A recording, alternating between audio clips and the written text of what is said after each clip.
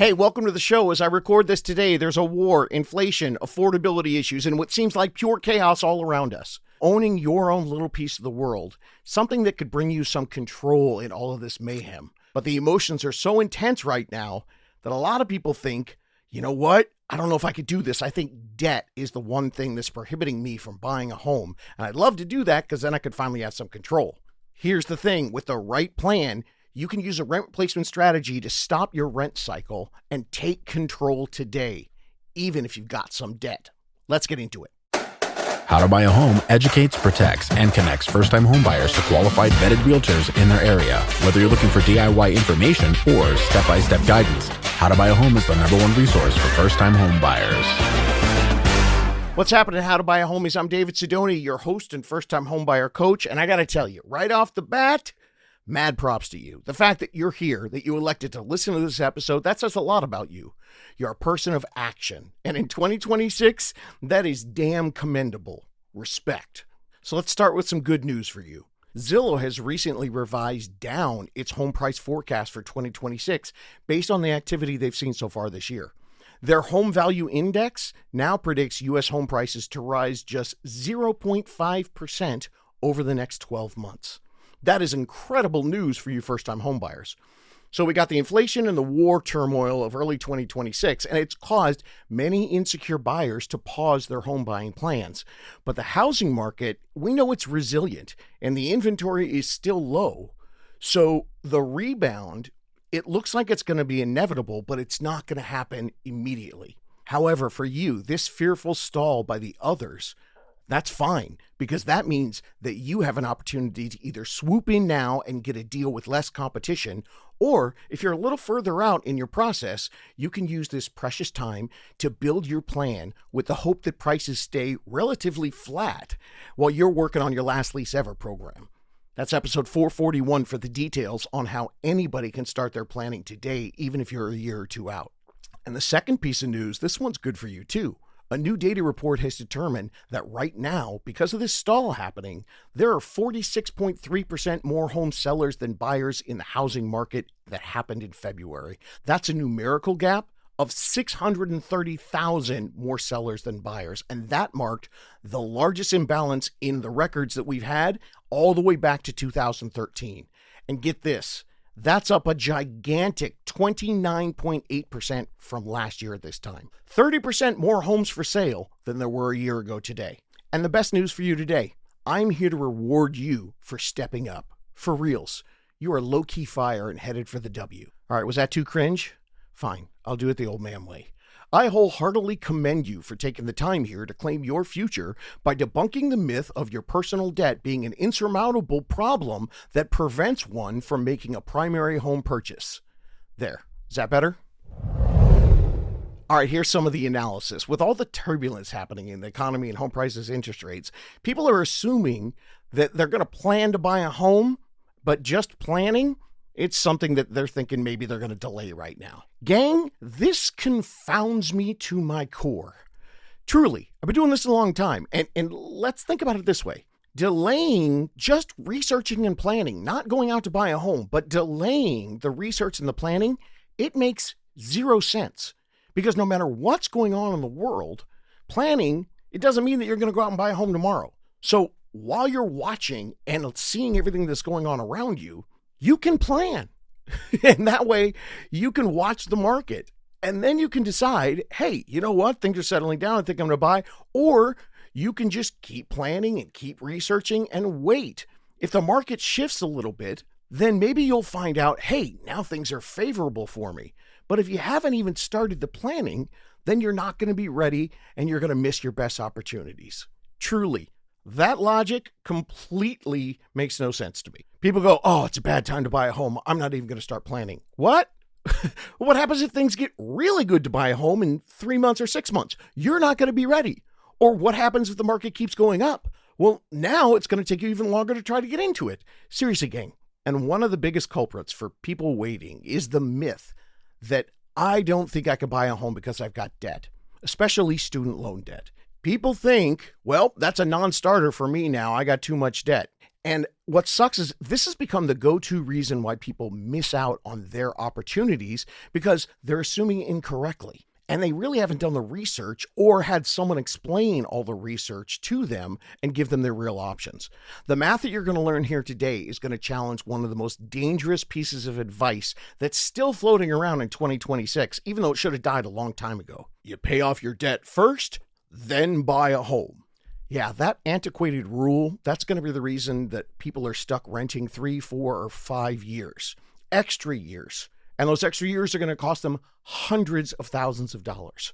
So today, we're going to do what we always do here. We're breaking it down with the real approval requirements for a loan, the real math, and practical strategies with real planning techniques that are working for buyers, yes, even in today's current market.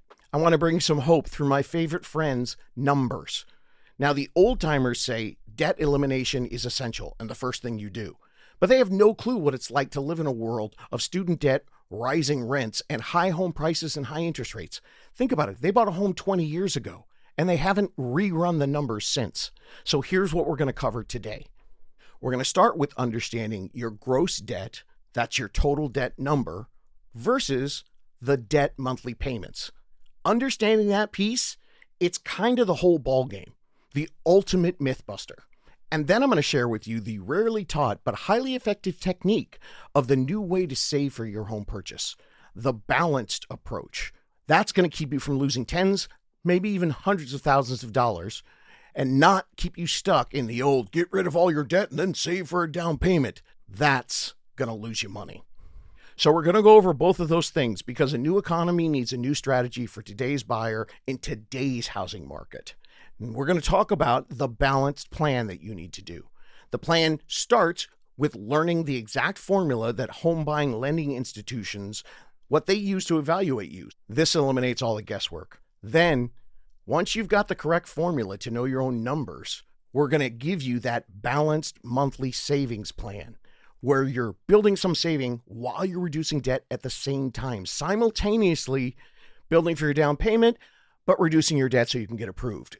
Now, running your full numbers this way, yeah, it's a little bit more complex, but it's not advanced level financial wizardry. It's not hard, it's just hidden. And it's a hell of a lot more financially beneficial than the obsolete rules that are quietly killing the dream of American home ownership, and Canadian for that matter. Debt is a reality, and it's got to be dealt with, unless you're 19 years old. And kudos to you if you're 19 and listening to this. Call me in 10 years when you're retired because you bought a house so early and now you don't have to work and you've never rented in your life. Well, for the rest of us, here's the way the U.S. debt breaks down. The averages right now are $7,000 in revolving debt or credit card debt, $40,000 in student loan debt, and $25,000 in a car loan. This breaks down to monthly payments of $300 for revolving debt, $450 for student loan debt, and $750 for a car payment. Now, if your debt is way more than this, don't freak out. That's just the average. And besides, that's why we're here to go over this new formula. That's what we're here to discuss. Because once you have the correct math, it's going to obliterate the myth about debt, even if your total is gigantic. We've interviewed several success stories of first-time homebuyers who had $200,000 or $300,000 in student loan debts, and with the right guidance and balanced planning, they discovered that they could buy a home. Myth busting, that's what we do here. And if you're looking for other clear and accurate information on different topics, things like where do you start? How much can you afford? What about loans for first-time home buyers? Getting the best interest rate, inspection tips, or negotiation techniques. That's all here for you in the podcast library. Your starting point is episode 400. That's where you get the first 10 steps. And then you can check the episode guide in the show notes to find that library with detailed episodes on every topic and get the information that you need for each step of the home buying process. It's all here and it's all in one place. And in fact, for today's episode, the full explanation of how debt works in your home buying process, that's in episode 404, the 10 steps I just mentioned. And everything in episode 404, that's step 1 of today's lesson. Today is going to be the 2026 version of the next steps after you understand all that.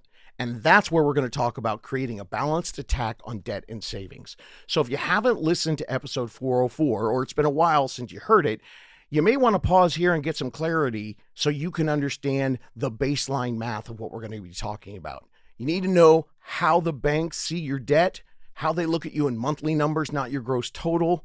And then you need to understand what are your numbers and how do they fit into your approval process. That's all there, episode 404 in the show notes. And remember, you're a person of action. Go there now, listen to that, and then come back.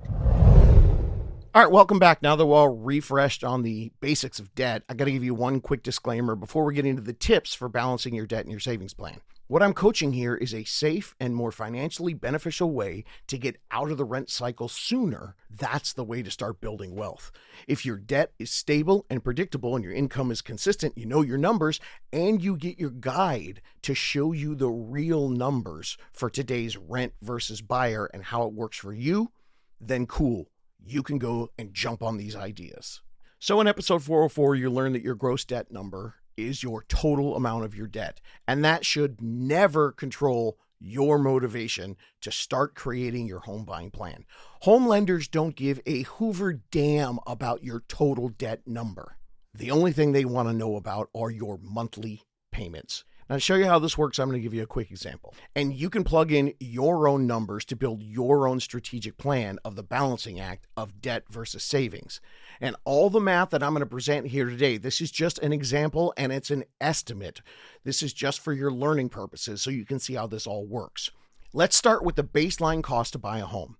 At today's 6.25% interest rate, to get approved for a $525,000 home with 5% down, that would mean that you have a loan of $500,000. And the monthly principal, interest, taxes, and insurance, your PITI payment, on that it's $3,875. So that's the beginning of your debt to income ratio. And then we're going to add your debt to that to get the rest of your debt to income ratio numbers, your DTI, which we talked about in episode 404, and you all listened to that, right? Okay, great. And from there, that's how we're going to get your loan approval numbers. So we got the $3,875 PITI payment, and we're going to add the debt using the averages I gave you earlier. It was $7,000 in revolving debt, $40,000 in student loans, $25,000 in car loans. Now the total is $72,000. But remember, the banks don't give a hoover damn about that. I didn't have another damn to do an example right there, but you know what I mean. So what they look at is the monthly minimum payments. For the example, that's $300 for the revolving debt, $450 for the student loans, and $750 for a car payment. And since you completely understand how that $1,500 affects your debt to income ratio because you listened to episode 404 already, you're looking at it and thinking, okay, well, $25,000, that's the total I owe on the car, but that's only $300 of my revolving debt. So now you start to break it down a little bit. You're like, all right, you owe this big chunk on the car, but boy, that $750 payment, well, of course, that's less than my $7,000 credit card. That's only $300 a month. But then you go, wait a minute. So you're looking at $1,500 and you're starting to break it down a little bit. But suddenly you're realizing, whoa, wait a minute. Yeah, I knew that my car payment was going to affect my DTI more than my credit cards because my credit cards are small. My car payment is $750. But my student loan, that's a $40,000 student loan, but it doesn't affect my debt to income ratio nearly as much as just the $25,000 I owe on my car because the student loan's only $450 a month and the car payment's $750. Good. I'm glad that you know that because people who don't understand that, that's where they make great big mistakes. A lot of times people will get a tax refund or a bonus at work of $5,000 or $10,000 and they're like, all right, I'm going to reduce my biggest debt, my student loan. Now I get it. That totally feels good when you see your total debt drop. But if that doesn't change your monthly payment, then you are no closer to buying a home because your monthly numbers don't change, which means your DTI stays the same. That will actually delay your ability to buy a home. You need a strategic attack to reduce your debt tactically while you're also increasing your savings at the same time. You need to be able to do both to buy. So this is the balancing act. And this plan of attack can only be created when you do two things. One, you hire and work with a first-time homebuyer specialized team that can show you exactly where you could be approved today. You need to know where you're starting. That's going to give you clarity on how your income and your debt, how it makes up your maximum loan approval. A specialized team, once they see everything you've got, they can show you dozens, even hundreds more options than you can get just plugging in your data to a mortgage calculator. And once you know where you stand today, that's when we go to step 2. That's you building the necessary savings goal target and creating your DTI formula. And then you're going to start learning edit. And then you start learning how to work those two things simultaneously, parallel paths to your goal.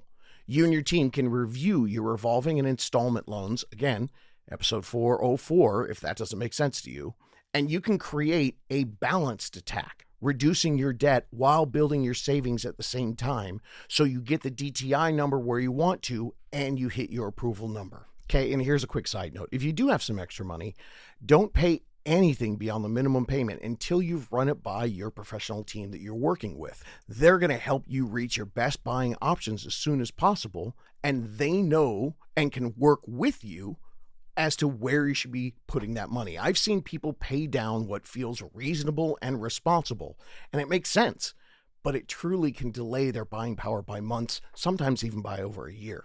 Now, if this sounds strange to you, I get it. That's to be expected. Today's home buying generation, they just don't get the sufficient financial literacy to understand how this process works. This process, it is the present day approach to home ownership by using the balanced approach, reducing debt, increasing savings, because waiting until you're debt free, that could be one of the most expensive financial decisions you ever make. So that was some theory with a little math. Now it's time for a lot of math. I'm going to give you a nice example here.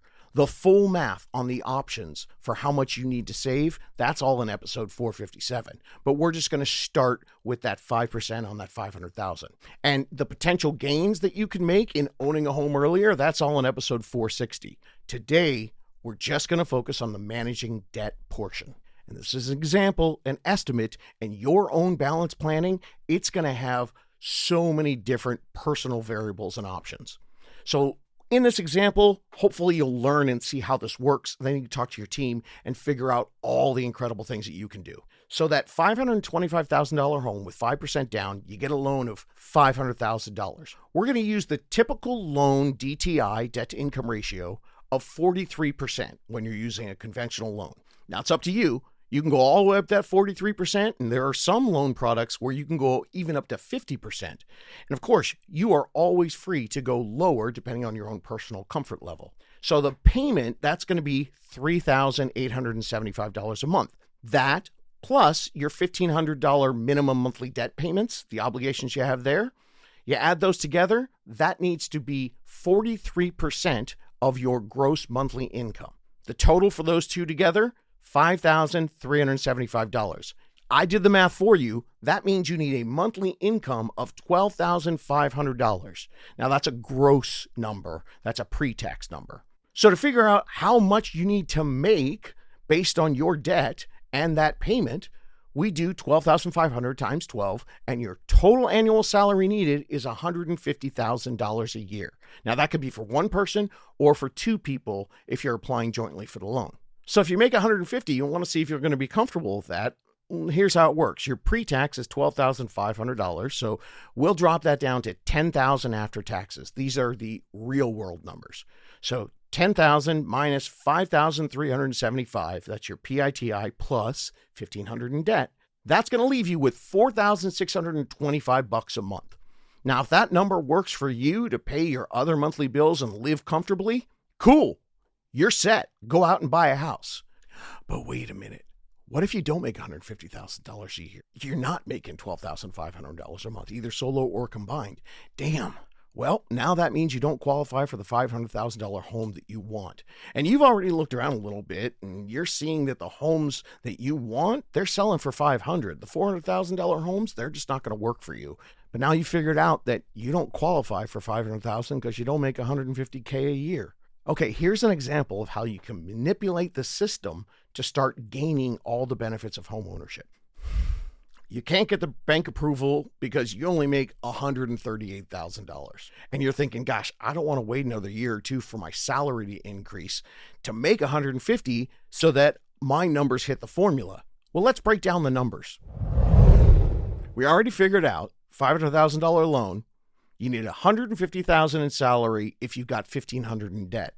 But when you run the numbers with a team, you're going to find out you need $136,000 salary if your debt's down to $1,000. So reducing that debt from $1,500 to $1,000, your real world post-tax edit. Hey, that works for you because you make $138,000 a year. And you run the numbers there and you're like, all right, if we're doing it on that, $138,000 with $1,000 in debt, the real world post-tax numbers, that leaves $4,200 a month. And you can live on that. That's fine. Okay, now we're getting somewhere.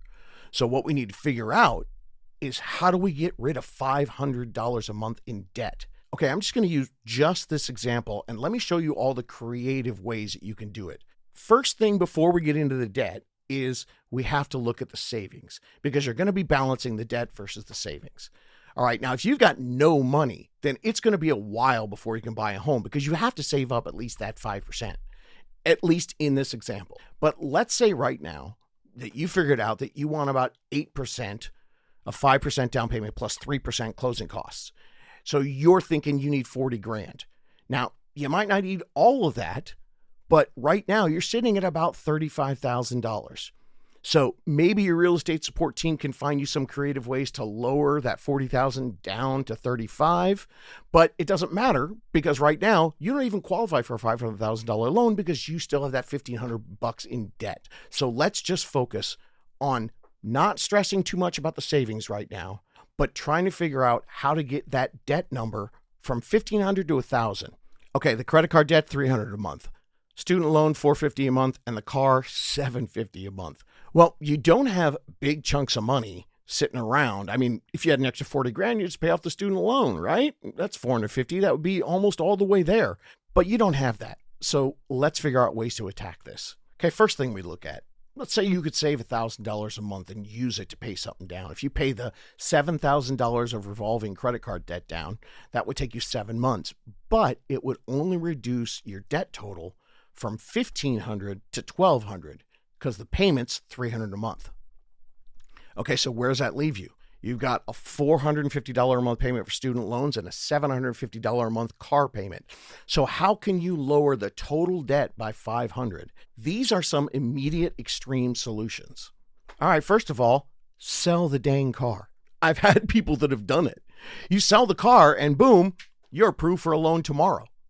I've had other people do this. They thought, well, we pay $750 on the car. What if we trade it in, get the cash equivalent, and just buy a used replacement cash or a used replacement that has a really, really low monthly of $250. There you go. $750 minus $250. There's the $500.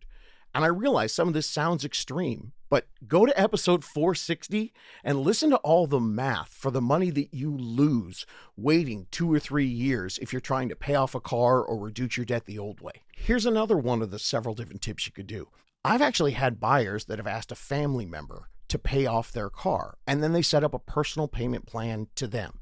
I mean, maybe they don't want to give you a big chunk of money to just put down on your down payment, but they will pay off your car if you set up paying them back. Now, what that immediately does is it takes $750 off of the official books because the personal loan to them doesn't get recorded. So boom, now you're approved.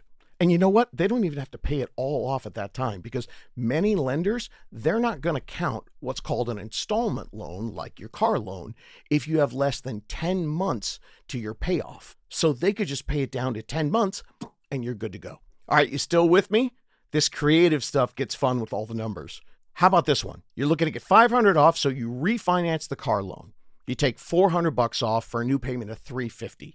Now, you take the $1,000 you save each month, and maybe even some of that money you save on the car loan, and you start reducing your credit card payments. Now, you don't have to get all $300 off there because you only need $100 more, right? So maybe you just pay some of them down, or maybe you got a couple of them, and you get that payment for your credit cards down from $300 to $200. There you go. In a couple of months, you're $500 clear, and now you qualify for the home. Or you can do a combination of all three. Maybe you could look at a way to refinance your student loan, refinance your car loan, and reduce your credit card payment just so that you can get that $500. That's all you need.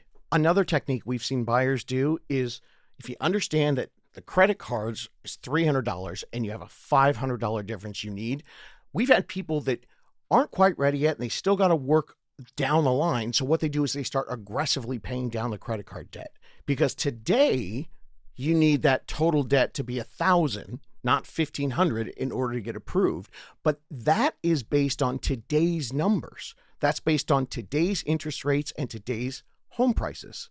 So that means if you just aggressively pay that down and you get rid of that $300, if you're staying in contact with your real estate team and they're helping you run the numbers every couple of months, you might find out that the formula has changed and maybe you don't need the full 500, maybe you just need 300. And this is a huge mistake that I see potential first-time home buyers make. They get their numbers, they calculate the formula in March, and they come up with a 6-month plan.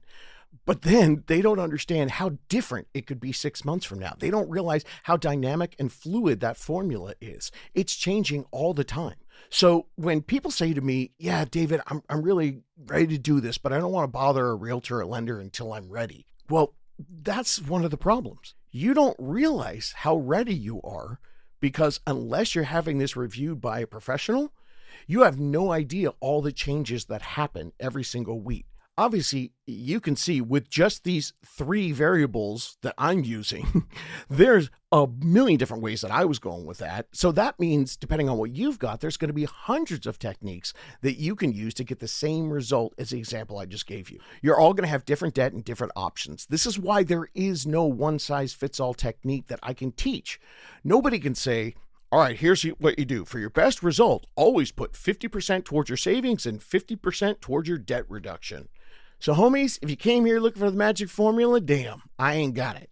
And anyone who gives you a magic formula is lazy or is selling you something. Your best math is personal.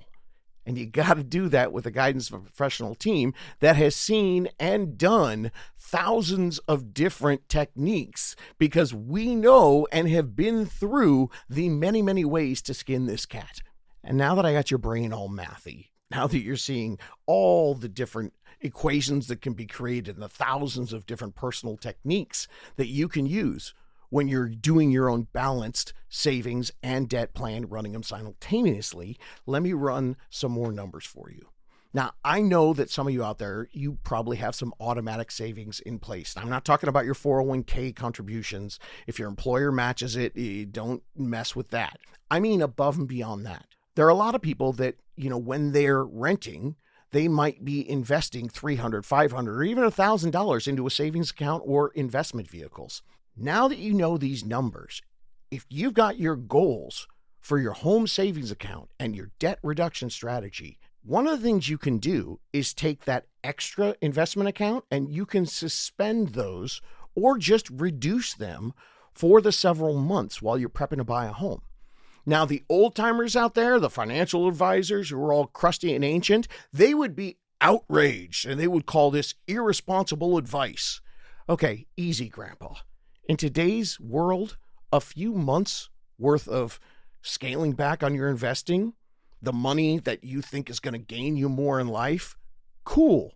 I agree. You don't want to stop it completely, but a few months or maybe even a full year of scaling back, if that gets you into home ownership, that is going to net you so much more in the long run than taking a break on your small investment contributions. I've done all the math on episodes 460 and 355, and I don't have the exact figures in front of me right now, but I believe the Wall Street term for the savings is it's a buttload more. If you've listened to this for a while, you know I'm here to help people make this happen as soon as they can. Let me explain to you this way. When you alter savings from your retirement or savings account, you're not taking money away from your future. You're diversifying your compounding assets by temporarily moving from a single asset into a secondary asset with historically strong returns. Now, that's smart investing, especially in a high rent world. So to all the boomers out there who think that that's irresponsible, hey, welcome to 2026. Check the math. This whole rent replacement strategy was something that I fell into early out of necessity because I've been coaching this stuff for 20 years. Back in 2006, I was helping people buy homes in Southern California, the land of ridiculously insane home prices. So I've had 2 decades to help people figure out how to get creative so that buyers can find an affordable option, because they wanted to start reaping the benefits of home ownership early. And I saw back then, even if they followed the old rules, they'd be renting till they were in their 50s. And that's literally hundreds of thousands of dollars lost. Trying to be perfect financially before you buy a home, that's often the reason people never start building their wealth, or it delays it by a long time. And the wealth doesn't happen because time in asset ownership is hands down the largest factor in how much money that you will gain. Let me nerd out on you here. There's an extremely well-known financial principle that goes like this.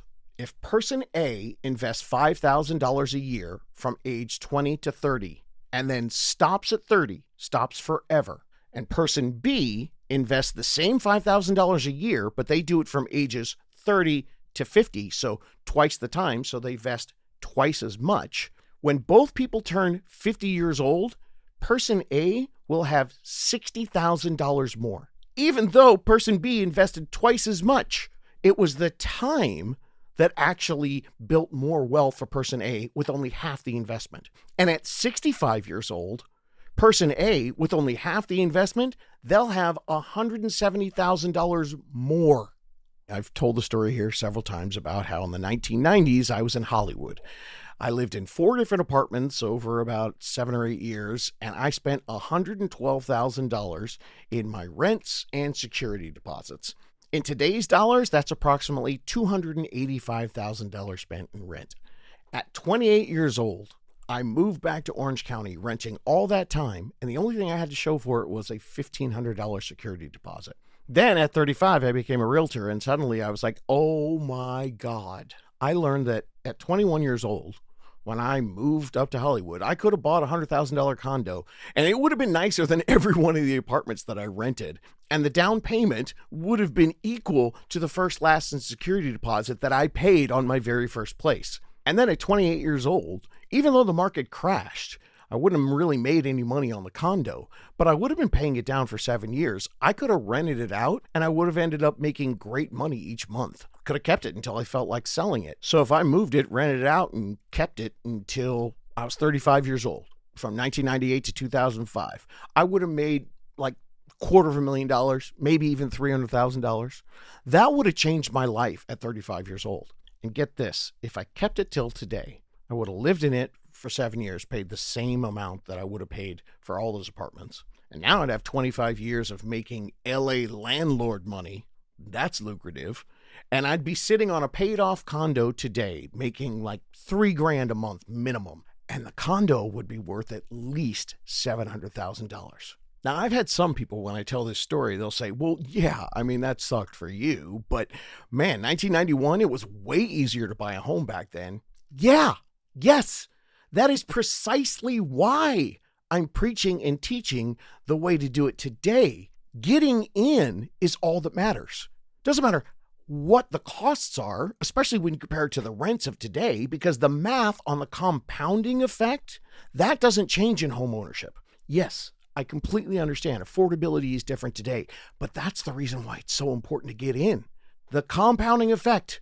It works just like the formula I gave you for the 20 to 30-year-old investor versus the 30 to 50-year-old investor. That increasing with less of an investment but more time, it's still the same. So that's why I'm busting my ass here. I want to get you all the information, and I'm giving it all away to you for free because I don't want you to make the same mistake that I did. Now, 20 years ago, I get it. That's when I started to learn about this. Helping people buy homes in freaking expensive Orange County, California.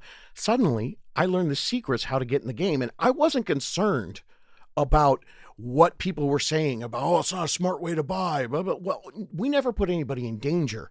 We still do everything safely and correctly. And today there are far more guardrails when it comes to your loan approval, not like it was before the crash in 2008. But what's getting lost in the shuffle, what people aren't explaining to the first-time home buyers is, hey, it's a little different formula today, but here's the benefits the compounding gains of owning a home when you use a rent replacement strategy. And I understand that right now, if you missed it, you didn't get in right after COVID, it feels more difficult. And a lot of people are saying it's impossible. Maybe they'll rent forever. I am more dedicated than I ever have been to expose and bring the new tactics for achieving home ownership as soon as you can. Here's the secret about home ownership. It's never as easy as it used to be, but I also know the gigantic pain when you miss the time in the market and you miss all those gains. Time in a home equals wealth. And the other piece of the puzzle is it equals stability and control. And like we talked about in the economic turmoil we're facing right now and the insane rent increases that you've faced over the last 20 years, getting in soon and getting your clock started, this could truly be the only way to a comfortable life. I don't know what's going to happen over the next few years, but I know the control and stability of home ownership with time gets you there. And this debt and savings balance formula, that's just one way that we think outside the box. And it is time to think outside the box, mostly because the box was built by a bunch of out-of-touch, Facebook-minded dinosaurs. I have been coaching this for 20 years, and I've been adjusting all along the way. And I know you've still got a way in. Every day we're having people with giant down payments and people with small down payments who maybe even get down payment assistance. They figure out that there's still a way to buy a home when they uncover all these formulas. It's more hidden today, but it is easy once you know all the numbers and you get a team supporting you who understands all these creative ways to buy a home. I've said it over and over again. This podcast, it's not just about buying a home. It's far more about planning to buy one and then doing it when it makes the most sense for you. And when you're planning, when you see your options, just remember, time and home ownership is where you make the money. That's why I've made it my mission to show everybody who wants to know, here's the way that you can buy even today, using the tools and tactics that fit with the real world market and the real world numbers of today. Buying a home right now, it is definitely not about you being perfect financially. It's about finding your solution, your way in. And I can tell you this, if you don't look at your options, but you're listening to this podcast, I hear from more people, oh man, I listened for 2 years, I didn't do anything. I don't want you to be writing me an email or sending me a text with that much regret in your voice. The secrets to get in and all the math that you need to know, the 2026 updates, they're all in episodes 426, 457, and 460. And I'm telling you, 2026 is going to have some great opportunities for first-time buyers. I see the data, and I don't want you guys to miss out. One last tip before I go. You can get your finances together in the 7-part series, How to Financially Prepare to Buy a Home. That starts at episode 415. That's got tips for total beginners all the way to advanced buyers who are just trying to put the final touches on their plan before they get out there and start making offers. But hey, don't think that because I've given you a few episodes that will help you understand how to unlock all these secrets, that you get to take 2 months to listen to a whole bunch of episodes before you get started. You don't have to get started alone, and you don't have to wait to get started. We've got a select group of people out there that can help you. Go to howtobuyahome.com today. Get your Unicorn Real Estate Support team. They're going to be able to show you where you are and help you build a plan. Your team, they can help you build a plan, and then you can keep listening to all the episodes and keep learning. And those guides, they're going to be with you every step of the way. And the earlier you reach out to them, the more helpful they can be. And they love helping you early, showing you the creative action steps that you can take immediately to improve your timeline of making your dream a reality. Working with you helps increase how quickly you can buy a home, because they know more than anyone, time in the real estate market, that is where you make your money. Homies, I'm here. I believe in you. And gosh darn it, let's go. You can do this. Looking for more DIY education or your own personal step-by-step guidance through the home buying journey? Since 2019, How to Buy a Home has been the #1 resource for first-time home buyers. So visit howtobuy.com to get started.